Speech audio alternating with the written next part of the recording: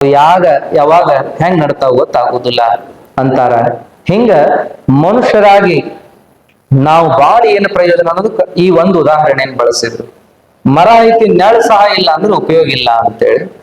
ಆಮೇಲೆ ಎರಡನೇದಾಗಿ ಏನಪ್ಪಾ ಅಂತಂದ್ರೆ ಅವ್ರು ಹೇಳಿದ್ರು, ಧನವಿದ್ದು ಫಲವೇನು ದಯವಿಲ್ಲದನ್ನಕ್ಕ. ಬಹಳ ಶ್ರೀಮಂತ ರೊಕ್ಕಿಷ್ಟ ಅದಾನ, ಆದ್ರೆ ಗರ್ವಿಷ್ಠ ಅದಾನ, ಸಕ್ಕಿನೇವದಾನ, ಯಾರನ್ನೂ ಹಚ್ಕೊಳ್ಳಂಗಿಲ್ಲ. ಅವ ತನ್ನ ಮನ ಬಂದಂತೆ ಜೀವನ ಮಾಡ್ತಾನ, ಅವಂಗ ಯಾರು ಬೇಕಾಗೇ ಇಲ್ಲ, ಅವ ರೊಕ್ಕದ ಮದದಾಗ ಅದಾನ ಅಂತ ನಾವು ಕೇಳ್ತಿರ್ತೀವಿ. ರೊಕ್ಕರ ಬಹಳದ, ಆದ್ರೆ ರೊಕ್ಕಕ್ಕಿಂತ ಸೊಕ್ಕು ಬಹಳ ಬಂದದ ಅವಂಗ ಅಂದ್ರೆ ಏನೂ ಪ್ರಯೋಜನ ಇಲ್ಲ. ರೊಕ್ಕ ಎದಕ್ ಕೊಡ್ತಾನ ದೇವ್ರು ಅಂದ್ರೆ, ಸಂಪತ್ತು ಎದಕ್ ಕೊಡ್ತಾನಂದ್ರೆ ಅವ ಕೊಟ್ಟು ನೋಡ್ತಾನಂತ, ಇವ ಇದನ್ನ ಉಪಯೋಗ ಮಾಡಿ ಏನಾದ್ರೂ ಒಂದು ಧರ್ಮದ ಕಾರ್ಯ ಜನೋಪಯೋಗಿ ಕಾರ್ಯವನ್ನ ಮಾಡ್ತಾನೋ ಏನೋ ಅಂತ ನೋಡ್ತಾನಂತವ. ಕೊಟ್ಟು ನೋಡ್ತಾನ, ಕಸ್ಕೊಂಡು ನೋಡ್ತಾನ ಅನ್ನುವಂತ ಮಾತು ಹಿರಿಯರು ಹೇಳ್ತಿದ್ರು ಮೊದಲ. ದೇವ್ರು ಸುಮ್ಮನ ನೋಡಂಗಿಲ್ಪ, ಕೊಟ್ಟು ನೋಡ್ತಾನ, ಕಸ್ಕೊಂಡು ನೋಡ್ತಾನ. ಎರಡೂ ಸಂದರ್ಭದಾಗ ನಾವು ಹೆಂಗ ವರ್ತನೆ ಮಾಡ್ತೀವೋ ಅದರ ಮೇಲೆ ದೇವ್ರು ನಮಗ ಆಶೀರ್ವದಿಸ್ತಾನ ಅನ್ನುವಂತ ಮಾತನ್ನ ಹಿರಿಯರು ಹೇಳ್ತಿದ್ರು. ಅದಕ್ಕ ಇಲ್ಲೇನಪ್ಪಾ ಅಂದ್ರೆ ರೊಕ್ಕ ಇದ್ದಾಗ ಏನ್ ಮಾಡ್ಬೇಕು, ನಾವು ಅದನ್ನ ಧರ್ಮ ಕಾರ್ಯಕ್ಕೆ ಬಳಸಬೇಕು ಅಂತೇಳಿ. ರೊಕ್ಕ ಇದ್ದಾಗ ನಾವೇನ್ ಮಾಡ್ತೀವಿ ಅಂದ್ರೆ ರೊಕ್ಕ ಇದ್ದಾಗ ಚೈನಿ ಮಾಡ್ಬೇಕು ಅಂತ ನಾವು ತಿಳ್ಕೊಂಡಿವಿ. ಆದ್ರೆ ಇವ್ರು ಹೇಳ್ತಾರೆ ರೊಕ್ಕ ಇದ್ದಾಗ ಧರ್ಮ ಮಾಡ್ಬೇಕು ಅಂತೇಳಿ. ರೊಕ್ಕ ಧರ್ಮ ಮಾಡಕ ಬಂದಿರ್ತದ, ಅದನ್ನ ನಾವು ವ್ಯಸನಕ್ಕಾಗಿ ಖರ್ಚು ಮಾಡಿದ್ರ, ಮಜಾಕ್ಕಾಗಿ ಖರ್ಚು ಮಾಡಿದ್ರ ಅದರಿಂದ ನಮಗ ಕೇಡ ಆಗ್ತದೆ ವಿನಃ ಒಳ್ಳೇದ ಆಗುದಿಲ್ಲ ಅನ್ನುವಂತ ಮಾತನ್ನ ಹೇಳಿದ್ರು. ಯಾಕಂದ್ರೆ ರೊಕ್ಕ ಅಂದ್ರೆ ದೇವ್ರಿದ್ದಂಗ ಅದು ಕೂಡ. ಅದನ್ನ ಕೆಟ್ಟ ಕೆಲಸಕ್ಕೆ ಬಳಸಿದ್ರೆ, ಐಷಾರಾಮಿಗೆ ಬಳಸಿದ್ರೆ, ವ್ಯಸನಕ್ಕೆ ಬಳಸಿದ್ರೆ ಅದರಿಂದ ನಮಗ ಕೇಡ ಆಗ್ತದೆ ವಿನಃ ಒಳ್ಳೇದಂತೂ ಆಗುದಿಲ್ಲ ಅನ್ನುವಂತ ಮಾತನ್ನ ನೋಡ್ತೀವಿ. ಒಂದು ಕಾಲಕ್ಕೆ ಶ್ರೀಮಂತರಿದ್ದರಿ, ಆಗರ್ಭ ಶ್ರೀಮಂತರಿ ಅವರು, ಇವತ್ ನೋಡ್ರಿ ಮತ್ತೊಬ್ರು ಹೊಲ ದುಡಿಯಾಕತ್ತಾರ ಅನ್ನುವಂತ ಮಾತು ಕೇಳ್ತೀವಿ ನಾವು. ಒಂದು ಕಾಲಕ್ಕೆ ಏನೇನು ಇದ್ದಿದ್ದಿಲ್ರಿ ಅವರಿಗೆ, ಬೇಡಿ ಉಣ್ಣೋ ಸಂದರ್ಭ, ಇವತ್ ನೋಡ್ರಿ ನೂರಾರು ಮಂದಿ ಕೆಲಸ ಕೊಡುವಂತ ಶಕ್ತಿ ಬಂದತ್ತ ಅವರಿಗೆ ಅಂತಿರ್ತಾರ. ಏನೂ ಇಲ್ದಾವ ಇವತ್ ಎಲ್ಲಾ ಇದ್ದಾವ ಆಗಿರ್ತಾನ, ಮತ್ತ ಎಲ್ಲಾ ಇದ್ದಾವ ಇವತ್ತು ಏನೂ ಇಲ್ದಂಗ ಆಗಿರ್ತಾನ. ಇವೆರಡನ್ನು ಸಮಾಜದಾಗ ನಾವು ನೋಡ್ತೀವಿ ಅನ್ನೋದಾದ್ರೆ ದೇವ್ರು ಕೊಟ್ಟು ನೋಡ್ತಾನ, ಕಸ್ಕೊಂಡು ನೋಡ್ತಾನ ಅನ್ನೋದು ಕಣ್ಣು ಮುಂದೆ ಕಟ್ಟಿದಂತ ಸತ್ಯ ಅದು. ಹಾಗಾಗಿ ಇಂಥ ಒಂದು ಸಂದರ್ಭದೊಳಗೆ ತಿಳ್ಕೋಬೇಕಾದ್ದು, ರೊಕ್ಕ ಐತಿ ಅಂದ್ರೆ ಒಳ್ಳೇದಕ್ಕ ಉಪಯೋಗ ಮಾಡು, ಕೆಟ್ಟದಕ್ಕೆ ಉಪಯೋಗ ಮಾಡಬೇಡ. ದುಡಿದ ರೊಕ್ಕ ನನ್ ರೊಕ್ಕ ಅದನ್ನ ಹೆಂಗಾರ ಮಾಡ್ತೀನಿ ಅಂದ್ರೆ ಅದು ಸೊಕ್ಕಿನ ಪರಮಾವಧಿ ಅಂತೇಳಿ.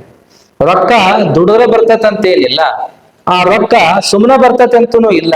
ಪುಣ್ಯ ಇದ್ದವ್ರಿಗೆ ಬರ್ತದ, ಅದನ್ನ ಒಳ್ಳೇದಕ್ಕೆ ಬಳಸಿದ್ರೆ ಪುಣ್ಯ ಉಳಿತದ, ಪುಣ್ಯ ಬೆಳೀತದ. ಅದನ್ನ ಒಳ್ಳೇದಕ್ಕೆ ಬಳಸಲಿಲ್ಲ ಅಂದ್ರೆ ಇರೋ ಪುಣ್ಯವನ್ನು ಬಳಕೊಂಡು ಹೋಗ್ತದ ಅನ್ನುವಂತ ಮಾತು. ಅದಕ್ಕೆ ರೊಕ್ಕ ಇದ್ದಾಗ ಒಳ್ಳೆ ಕೆಲಸವನ್ನೇ ಮಾಡ್ರಿ ಅಂತ ಅನ್ನೋದಕ್ಕ ಇಲ್ಲಿ ಹೇಳಿದ್ರು. ಹಸುವಿದ್ದು ಫಲವೇನು ಹಯನಿಲ್ಲದನ್ನಕ್ಕ. ಆಕಳದ ಮನ್ಯಾಗ ಹೈನನ ಇಲ್ಲ, ಯಾರ ಕಟ್ಕೋತಾರ. ಈಗಂತೂ ಮೊದಲು ದನ ಕಟ್ಟವ್ರ ಇಲ್ಲ. ಅದ್ರಾಗ ಹಾಲ ಹಿಂಡುದಿಲ್ಲ, ಬಡ್ಡ ಆಕಳ ಅಂದ್ರೆ ಅದನ್ನ ಯಾರು ಇಟ್ಟುಕೊಂಡಾರ. ಹಿಂಡುದ ಇಟ್ಕೊಳಂಗಿಲ್ಲ, ಈಗ ಕೊಟ್ಟು ಬಿಡ್ರಿ ಮಾರಾಯ ಮಾಡಾರಿಲ್ಲ ಅಂತಾರ. ಇಂಥದ್ರೊಳಗೆ ಅದ್ರಾಗ ಬರಡಾಕಳ ಇಟ್ಕೊಂಡು ಏನ್ ಮಾಡೋದದ, ಕೊಡ್ರಿ ಅಂತಾರ. ಯಾರು ತಗೊಳ್ಳೋರಿಲ್ಲ ಅಂದ್ರೆ ಕಟ್ಟದರಿಗಾದ್ರೂ ಕೊಟ್ಟು ಖಾಲಿ ಮಾಡ್ಬೇಕಂತಾರ. ಖರೆ ಅದನ್ನ ಯಾರು ಸಾಕುದಿಲ್ಲ. ಆದ್ರೆ ಇಲ್ಲಿ ನಾವು ನೋಡ್ಬೇಕು, ಆ ಹಸು ಅದ ಅಂದ್ರೆ ಹೈನಿದ್ರನ ಹಸು ಅಂತ ಅಂತೀವಿ. ಆ ಹೈನಿದ್ರನ ಆ ಹಸುವಿಗೆ ಆಕಳಿಗೆ ಬೆಲೆ ಕೊಡ್ತೀವಿ. ಆದ್ರೆ ಹೈನ್ ಇಲ್ಲಂದ್ರೂ ಕೂಡ ಬೆಲೆ ಕೊಡ್ಬೇಕ್ರಿ. ಮತ್ತೆ ಇದನ್ನ ಈ ಅರ್ಥವನ್ನು ನಾವು ನೋಡ್ಬೇಕಲ್ಲಿ. ಹೈನ್ ಇಲ್ಲ ಅಂದ್ಗಳೇನ ಅದನ್ನ ಬೆಲೆ ಕೊಡಬಾರ್ದಂತಲ್ಲ. ಆ ಹೈನ ಕೊಡೋಕ್ಕಿಂತ ಹೆಚ್ಚಿಗೆ ಗೊಬ್ಬರ ಕೊಡ್ತದಲ್ಲ, ಅದು ಹಾಲು ಹೈನ ಕೊಡೋಕ್ಕಿಂತ ಹೆಚ್ಚಿಂದ್ರಿ ಅದು. ಯಾಕಂದ್ರೆ ನಮ್ಮ 100 ಎಕರೆ ಹೊಲ, ಆ ಹೊಲ ಫಲವತ್ತಾಗಿ ಉಳಿಯುವಂತ ಒಂದು ಕೆಲಸ ಆಗ್ಬೇಕಂದ್ರೆ ಸಗಣಿ ಗೊಬ್ಬರನ ಬೇಕ್ರಿ. ಇವತ್ತೆಲ್ಲ ಏನಪ್ಪಾ ಅಂದ್ರೆ ದಣ್ಕೊಳಕ್ ಒಲ್ಲೆ ಅಂತೇಳಿ, ಕಷ್ಟ ಬಿಡಾಕ ಒಲ್ಲೆ ಅಂತೇಳಿ ಎಲ್ಲಾರು ಏನ್ ಮಾಡ್ತಾರ್ರಿ, ತಿಪ್ಪೆ ಗೊಬ್ಬರ ಬಿಟ್ಟು ರಸಗೊಬ್ಬರ ಹಾಕುದು ರೂಢಿ ಮಾಡ್ಯಾರ. 1000 ರೂಪಾಯಿ ಹೆಚ್ಚಿಗೆ ಹೋಗ್ಲಿ ಅಂತ ಹೇಳಿ ರಸಗೊಬ್ಬರ ತರ್ತಾರ, ಪ್ಯಾಕೆಟ್ ಗೊಬ್ಬರ ತರ್ತಾರ, ಒಗಿತಾರ ಹೊಲಕ್ಕೆ. ಇದೇ ರೂಢಿ ಆಗ್ಬಿಟ್ಟದ. ಆದ್ರೆ ದನಗಳನ್ನ ಸಾಕಿ ಹೈನ ಕೊಡ್ಲಿಕ್ಕೂ ಪರವಾಗಿಲ್ರಿ, ನಮಗದು ಸಗಣಿ ಕೊಟ್ರ ಸಾಕಾಗ್ಯದ, ನಮ್ ಹೊಲಕ್ಕೆ ಅದು ಗೊಬ್ಬರ ಆದಿತ್ತಲ್ಲ ಅನ್ನುವಂಥವ್ರ ಸಂಖ್ಯೆ ಬಹಳ ಕಡಿಮೆ ಆಗೈತಿ. ಹೈನಕ್ಕಿಂತ ಅದು ಸಗಣಿಯಾಗಿ ಆದ್ರೂ ಕೂಡ ನಮ್ಮ ಉಪಕಾರ ಮಾಡ್ತದಲ್ಲ, ಸಗಣಿ ಕೊಟ್ಟಾದ್ರೂ ಉಪಕಾರ ಮಾಡ್ತದಲ್ಲ ಅನ್ನುವಂತ ಕಾರಣಕ್ಕಾದ್ರೂ ಹಸುವನ್ನು ನಾವು ನೋಡ್ಕೋಬೇಕು ಅಂತೇಳಿ. ಆದ್ರೆ ಇವತ್ತು ನಮ್ಮವರಿಗೆ ಅಷ್ಟ ಕಷ್ಟ ಬಿಡೋ ಗುಣ ಹೋಗ್ಬಿಟ್ಟತ್ರಿ ಈಗ. ಅದ್ರಾಗಂತೂ ತೀರಾ ದಿನಮಾನಗಳೇನಾಗಕತ್ತಾವಂದ್ರೆ ಬಹಳ ಒಳ್ಳೆ ಬೆಳವಣಿಗೆ ದಿನಮಾನ ಅನ್ನಕತ್ತೀವಿ. ಆದ್ರೆ ಹಂಗೇನ್ ಅನಿಸ್ವಲ್ದು, ಮುಗಲಿಗೇಡಿ ದಿನಮಾನಗಳು. ಯಾರಿಗೂ ಏನೋ ನೀಗ್ಲಾರ್ದಂತ ದಿನಮಾನಗಳು ಬರಾಕತ್ತಾವ. ನಿಮಗೆಲ್ಲ ಗುರ್ತದ. ಕೆಲಸ ಅಂದ್ರೆ ಒಲ್ಲೆ, ಅಡ್ಡಾಟ ಅಂದ್ರೆ ಒಲ್ಲೆ, ಕುಂದ್ರುದು ಅಂದ್ರೆ ಒಲ್ಲೆ. ಏನೋ ಈಗ ನೀವು ಕುಂತೀವಿ, ನಿಮ್ ತಲೆ ನಮ್ ತಲೆ ಹೋತಂದ್ರ ಮುಗಿಯೈತ್ರಿ. ಮುಂದಿನ ತಲೆಗಳು ಕುಂಡಿರ್ತಾವ ಕೇಳ್ತಾವ ಅಂತ ಅನ್ನಕ ಬರುವುದಿಲ್ಲ. ಈಗಾದ್ರೂ ನಾವಿಷ್ಟು ಕೆಲಸ ಮಾಡ್ತೀವಿ, ಮುಂದಿನ ತಲೆಮಾರು ಇನ್ನೊಂದೆರಡು ತಲೆಮಾರು ಕೆಲಸ ಮಾಡ್ತದಂತ ಹೇಳಲಿಕ್ಕೆ ಆಗುದಿಲ್ಲ. ಹಾಗಾಗಿ ದಿನಮಾನಗಳು ಬಹಳ ಬದಲಾವಣೆ ಆಗಕತ್ತಾವ. ವಾತಾವರಣದ ಬದಲಾವಣೆ, ದಿನಮಾನಗಳ ಬದಲಾವಣೆ ನೋಡ್ತಾ ಹೊಂಟೀವಿ. ಮತ್ತ ಮನುಷ್ಯನು ಬಹಳ ಬದಲಾಗಕತ್ತಾನ.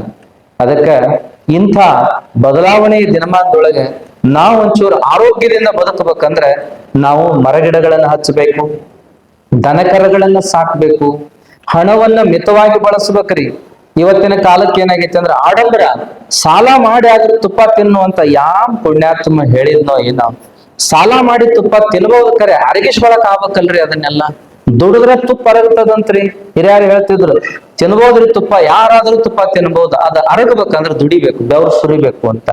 ಸಾಲ ಮಾಡಿ ತುಪ್ಪ ತಿನ್ನಂತೇಳಿ ಸಾಲ ಮಾಡಿ ತುಪ್ಪ ತಿಂದ್ರ ಅರಗಲಾರ್ದ ಸಾಯಲಾಕತಿ, ಏನ್ ಮಾಡೋದು? ಹಾಗಾಗಿ ನಾವಿವತ್ತು ವಿಚಾರ ಮಾಡಬೇಕು. ಮೊದಲನೇದು ಮರಗಿಡಗಳನ್ನು ಬೆಳೆಸೋದು, ಎರಡನೇದು ಏನಪ್ಪಾ ಹಸುಗಳನ್ನ ಸಾಕೋದು ಅಂದ್ರೆ ದನಕರುಗಳನ್ನ ಸಾಕೋದು, ಮೂರನೇದು ಏನಪ್ಪಾ ಅಂತಂದ್ರೆ ಕಷ್ಟ ಬಿಟ್ಟು ದುಡಿಯೋದನ್ನು ಕಲಿಬೇಕು. ವೈಯಕ್ತಿಕ ನಮ್ ಕೆಲಸಗಳನ್ನ ನಾವು ಮಾಡ್ಕೋಬೇಕು, ಮನೆ ಕೆಲಸಗಳನ್ನ ಮಾಡ್ಕೋಬೇಕು, ಯಂತ್ರಗಳನ್ನ ಕಡಿಮೆ ಮಾಡ್ಬೇಕು, ಅಡ್ಡಾಡೋದು ರೂಢಿ ಮಾಡ್ಕೋಬೇಕು. ಇದನ್ನ ಡಾಕ್ಟರ್ ಹೇಳಿದ ಮೇಲೆ ಮಾಡ್ತೀವಲ್ರಿ ಅಂದ್ರೆ ಉಪಯೋಗ ಆಗಲ್ಲ. ಆಟತಿಗಾಲ ಶಕ್ತಿ ನಿಂತಿರ್ತದ, ಹೊಸ ಶಕ್ತಿ ಬರುದಿಲ್ಲ, ಹೊಸ ರಕ್ತ ಹುಟ್ಟುದಿಲ್ಲ. ಅವಾಗ ಏನ್ ಮಾಡೋದದ ಹೇಳ್ರಿ? ಹಾಗಾಗಿ ಅಡ್ಡಾಡಕ್ ಬರ್ಲಂಗಿಲ್ಲ ಅಂದಾಗ ವಾಕಿಂಗ್ ಮಾಡಂದ್ರ ಅವ ಏನ್ ಮಾಡ್ಯಾನ? ಅದಕ್ಕಾಗಿ ಶಕ್ತಿ ಇದ್ದಾಗಲೇ ಅದನ್ನ ನಾವು ಉಪಯೋಗ ಮಾಡ್ಕೋಬೇಕು ಅನ್ನುವಂತ ವಿಚಾರ. ಜೊತೆಗೆ ರೂಪಿದ್ದು ಫಲವೇನು ಗುಣವಿಲ್ಲದನ್ನಕ್ಕ ಅವ್ರಂತಾರ. ಬಹಳ ಚಂದ ಅದನ ಮನುಷ್ಯ, ಬಹಳ ಚಂದ ಅದನ, ಆದ್ರ ಗುಣ ಮಾತ್ರ ಕೆಟ್ಟ ಸುಮಾರ್ ಅಂತೇಳಿ. ನೋಡಕ್ ಚಂದಿಲ್ಲ, ಗುಣ ಚಲೋ ಐತಿ ಅಂದ್ರೆ ಯಾರಾದ್ರೂ ಅವನನ್ನ ಹಚ್ಕೋಬಹುದು. ನೋಡಕ್ ಚಂದ ಅದನ, ಖರೆ ಗುಣ ಸುಮಾರು ಅದಾವ ಅಂದ್ರೆ ಯಾರು ಹಚ್ಕೊಳ್ಳುದಿಲ್ಲ ಅವನನ್ನ. ಅದಕ್ಕ ರೂಪ ಮುಖ್ಯ ಅಲ್ಲ, ಗುಣ ಮುಖ್ಯ ಅನ್ನುವಂಥದ್ದನ್ನ ಇಲ್ಲಿ ಹೇಳ್ತಾ ಬರ್ತಾರೆ.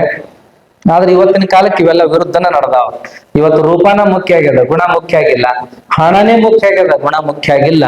ಆದ್ರೆ ಮತ್ತೆ ಕಾಲ ಬರ್ತದೆ, ಚಕ್ರ ತಿರುಗುದಂತಾರಲ್ರಿ, ಅದು ತಾನೇ ಬರ್ತದೆ. ಎಲ್ಲರಿಗೂ ದೇವ್ರ ಒಂದ್ ಹೊಡೆತ ಕೊಟ್ಟ ಅಂದ್ರೆ ಕೊರೋನಾದ ಹೊಡೆತ ಬಿದ್ದಾಗ ಹೆಂಗ ಎಲ್ಲಾರು ಮೆತ್ತಗಾಗಿದ್ರು ನೋಡ್ರಿ. 2 ವರ್ಷ ಮುಂದೇನೋ ಏನೋ ಅನ್ನೋಂಗಾಗಿತ್ತು. ಈಗ ಮತ್ತೊಂದು ಮೆತ್ತಗಾಗೋ ಕಾಲ ಬರಾಕತ್ತಿತ್ತು. ಮಹಾಯುದ್ಧ ನಡೆದತ್ ನೋಡ್ರಿ.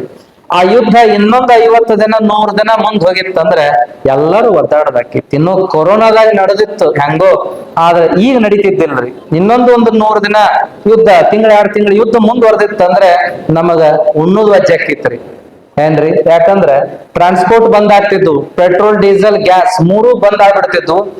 ಆಮೇಲೆ 3 ಬಂದಾದ್ರೆ ಒಂದ್ ಕಡೆ ಇದ್ದು ವಸ್ತು ಒಂದ್ ಕಡೆ ಬರ್ತಿದ್ದಿಲ್ಲ, ಒಂದ್ ಕಡೆ ಇದ್ದದ್ದು ಒಂದ್ ಕಡೆ ಹೋಗ್ತಿದ್ದಿಲ್ಲ. Gas pass ಇಲ್ದಂಗ್ ಒದ್ದಾಡೋದಾಗ್ತಿತ್ತು. ಯಾರು ಕಟ್ಟಿಗೆ ಒಲಿ ಹೆಚ್ಚಿ ಅಡಿಗೆ ಮಾಡೋರು ಯಾರದಾರ ಈಗ? ಹಾಗಾಗಿ ಎಲ್ಲೋ ಇದ್ದವ್ರು ಒಂದಿಟ್ಟು ಉಂಡಿದ್ರೇನೋ ತಿಂದಿದ್ರೇನೋ, ಆದ್ರೆ ಜನಜೀವನಕ್ಕೆ ಬಹಳ ಕಷ್ಟ ಆಗ್ತಿತ್ತು. ಮತ್ ಈಗಾಗಲೇ ಹೋಟೆಲ್ ಬಂದಾಗಕತ್ತಿದ್ದು ಬೆಂಗಳೂರಾಗಲೇ. ನಂತರ ಇಲ್ಲಿ ನಮ್ಮಲ್ಲಿ ಚಾಲುವಾಗಿದ್ದು, ನಮ್ಮಲ್ಲಿ ಬಂದಾತ್ ನಿಮ್ಮಲ್ಲಿ ಬಂದಾತ್ ಅಂತ ಹೇಳಾಕತ್ತಿದ್ರು. ಮತ್ತೇನೋ ದೇವ್ರು ಅದಕ್ಕೊಂದ್ ದಾರಿ ಮಾಡ್ದ. ಆದ್ರೆ ಇದು ಹಿಂಗ ಇರ್ತದಂತ ಹೇಳಲಿಕ್ ಬರೋದಿಲ್ಲ. ಮತ್ ಯಾವನ್ ತಲಿ ಕೆಟ್ಟ ಏನ್ ಮಾಡ್ತಾನೋ ಹೇಳಲಿಕ್ ಬರೋದಿಲ್ಲ. ಯಾಕಂದ್ರೆ ಎಲ್ಲರಿಗೂ ಅಹಂಕಾರ ತುಂಬಿ ತುಳುಕಾಕತ್ತದ. ನಾವು ಇರಾನು, ಆಮೇಲೆ ಮತ್ತೊಂದ್ ದೇಶ ಇಸ್ರೇಲು, ಅಮೆರಿಕಾನು, ರಷ್ಯಾನು ಅನ್ನುವಂಗಿಲ್ಲ. ಯಾವ ಹುಚ್ಚನ್ ತಲೆಯಾಗ ಏನ್ ಬುದ್ಧಿ ಬರ್ತದೋ ಗೊತ್ತಾಗೋದಿಲ್ಲ, ಏನ್ ಮಾಡ್ಬೇಕು ಅನಿಸ್ತದೋ ಗೊತ್ತಾಗೋದಿಲ್ಲ. ಹಾಗಾಗಿ ದಿನಮಾನಗಳು ಬಹಳ ನಾಜೂಕ್ ಅದಾವ. ದೊಡ್ಡ ಅಜ್ಜವ್ರು ಹೇಳೋದನ್ನ ನಮಗ್ ಹೇಳ್ತಿದ್ರಿ ಇಲ್ಲ ಎಲ್ಲಾರು. ಅಜ್ಜ ಅಂತಿದ್ನಂತ, ಮುಂದಿನ ಕಾಲ ಬಲ್ಲವ್ರು ನೋಡ್ಬೇಕು, ಉರಿತೈತೆಯೋ ದಗದಾಗ ಉರಿತೈತೆ ಅಂತಿದ್ರಂತ ಅಜ್ಜವ್ರು. ಹಂಗಾತ್ ನೋಡ್ರಿ, ಪೆಟ್ರೋಲ್ ಡೀಸೆಲ್ ಟ್ಯಾಂಕರ್ ಬಾವಿಗಳಿಗೆನ ಬಾಂಬ್ ಹಾಕಿ ಎಷ್ಟೋ ದಿನಗಳ ಕಾಲ ಉರಿತಂತ ನಾವು ಕೇಳಿದೀವಿ. ಮತ್ತ ಇನ್ನೂ ಇದು ವಿಕೋಪಕ್ಕೆ ಹೋಗ್ತದೆ, ಇದೆಷ್ಟಕ್ಕೆ ಮುಗಿತಂತ ಇರುವುದಿಲ್ಲ. ಹಾಗಾಗಿ ದಿನಮಾನಗಳು ಹೆಂಗ್ ಬರ್ತಾವ ಗೊತ್ತಾಗುದಿಲ್ಲ. ನಾವೆಲ್ಲಾ ಬಲಿಷ್ಠರದೀವಿ, ಆಸ್ತಿವಂದ್ರದೀವಿ, ರೊಕ್ಕಿಷ್ಟ್ರದೀವಿ ಅಂತ ನಾವ್ ಏನೇನ್ರ ಅನ್ಕೊಂಡ್ರೆ ಅದನ್ನ ದೇವ್ರು ಒಂದ್ ಕ್ಷಣದೊಳಗೆ ಕಳಿಬಹುದ್ರಿ. ಹಾಗಾಗಿ ದೇವ್ರ ಮನಸ್ಸು ಮಾಡಿದ ಅಂದ್ರೆ ಏನ್ ಬೇಕಾದ್ ಮಾಡಿ ಒಗಿತಾನ. ಅದಕ್ಕೆ ನಾವು ಒಳ್ಳೆಯ ಗುಣದಿಂದ ಬದುಕನ್ನ ಮಾಡಬೇಕು ಅನ್ನುವಂತ ವಿಚಾರವನ್ನು ಹೇಳಿದ್ದು. ಅಗಲಿದ್ದು ಫಲವೇನು ಬಾಣವಿಲ್ಲದನ್ನಕ್ಕ ಅವ್ರು ಹೇಳಿದ್ರು. ಏನಪ್ಪಾ ಅಂತಂದ್ರ ಅಗಲಿದ್ದು ಫಲವೇನು ಬಾಣವಿಲ್ಲದನ್ನಕ್ಕ, ಉಣ್ಣಾಕ ಗಂಗಾಳ ಅದಾವ, ಆದ್ರ ಅದ್ರಾಗ ನೀಡ್ಕೊಳಕ ಏನೂ ಇಲ್ಲ. ಅಂದ್ರೆ ಗಂಗಾಳ ಇದ್ರೆ ಏನು ಉಪಯೋಗ ಅಂತ ಹೇಳಿ. ಹಾಗಾಗಿ ನೀಡ್ಕೊಳಕ್ ತಾಟ್ ಅದಾವ, ನಮಗ ಉಣ್ಣಕ್ ತಾಟ್ ಅದಾವ. ಆದ್ರ ತಾಟಿಗೆ ನೀಡ್ಕೊಳಕನ ಅಡಿಗಿಲ್ಲ ಅಂದ್ರೆ ಏನ್ ಮಾಡುದು? ತಾಟ್ ಇದ್ದಾರ ಏನ್ ಮಾಡುದು? ಬಂಗಾರದ್ದೋ ಬೆಳ್ಳಿದೋ